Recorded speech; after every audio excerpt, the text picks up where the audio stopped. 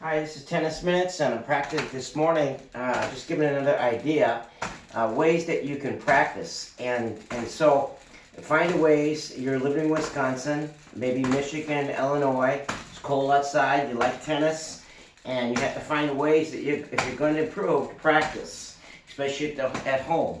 And you can go to a club or you can go to a gymnasium. That's kind of nice to be able to have access. Um, but home is a great place to practice and to work on things, and it's kind of nice to be able to practice from home. And so these tennis tips are designed, and these aids are designed to give you ideas to be creative in developing ways that you can practice at home. And this I have it's a old golf cart that someone discarded. I just made a tennis where you have a tennis ball up here. I can get high balls. I can practice high balls up here, which a lot of times people miss high balls because they don't have enough time to practice. Nor do people hit, you're playing, nor do you hit the same ball over and over to the same place so you can kind of work on that shot. But this morning I want to talk about practicing going under the ball, okay? A great way for me, I could say slice, or I could say, a variety of things about how to hit this shot. But what I'm trying to do is I have this golf cart. I turn it upside down, use the wheels, kind of disassembled some parts, put it on a stand so it's up high.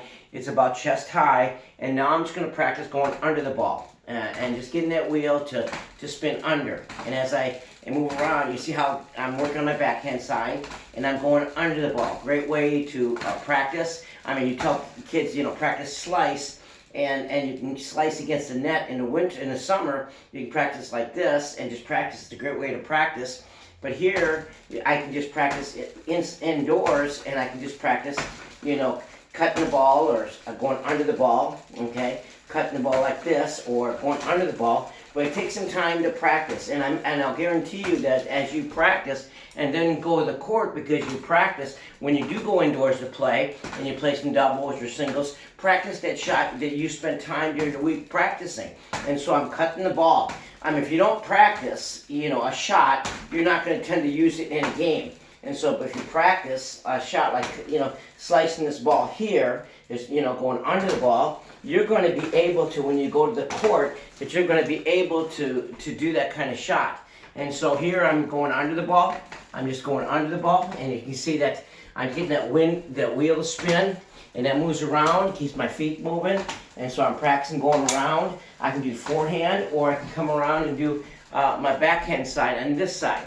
And so I'm saying, be creative. Find ways, things people discard, and think about how you can improve, your tennis.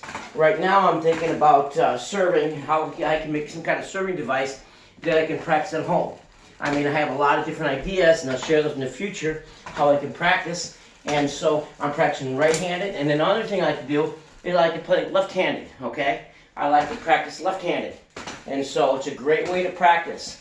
And what you do on one side of the body, you should do on the other. I was talking to someone about basketball the other day, and I said, well, do you dribble right-handed? Yes. Do you dribble left-handed? Yeah. Well, why not play tennis left-handed and right-handed, okay? Why not build strength in both bodies just in case you hurt each other? How about shooting? Do you shoot right-handed and left-handed? So I shoot right-handed, but, they don't want us to shoot left-handed, Why not? Why not learn how to shoot from both sides and learn how to move on both sides of the body, move to the right, move to the left? Why would you be limiting yourself, okay? And so learn how to be ambidextrous, develop more skills. If you were to go to a chiropractor, they would work on both sides of your body, okay? And if you were to swim, wouldn't you use both arms, when you swim? Or you're playing soccer or guarding, wouldn't you use both hands? So learn how to move both sides. Learn how to get in a ready position, move left, move this way. Learn how to use two hands, one hand, okay? And so from both sides. So you use two hands on this side, and then turn around and use two hands on this side. Use one hand on this side, use one hand on this side. And so learn how to, to improve, okay, your tennis, and especially in the off season. That's the problem with many players. They just play tennis during the high school year, okay, or during the season. why not practice and find ways to practice all year round? And then when you do another sport, see how they're similar and work on those similar things. A lot of similar things, like, you know, when you throw a ball, it's like serving, you know, and when you're throwing a long football pass, you know, it's like tennis. You're hitting up, and so you're not throwing the ball down. And so think about some comparisons, some analogies between different sports.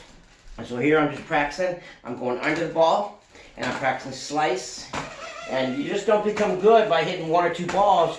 You gotta practice. And so here's a good way to practice. And right now I'm practicing my backhand.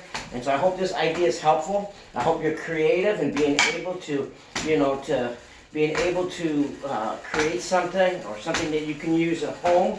And perhaps while you're practicing, you can listen to some music, or you can listen to some tape. You can learn about a country. You can learn about some history, or perhaps you can review some notes that you had from school, and just a great way of practicing. And perhaps you can listen to good music, or good speeches, and motivational speeches. And so I encourage you to practice. And here I'm practicing today, mostly on my backhand side. I'm practicing my left hand, and then when I get in the court, I'm going to practice some slicing. I'm going to practice some. This is a good way for volleying too.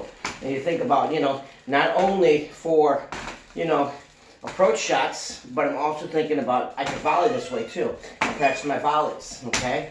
And a good way to practice. And so I encourage you to be creative and find ways to practice.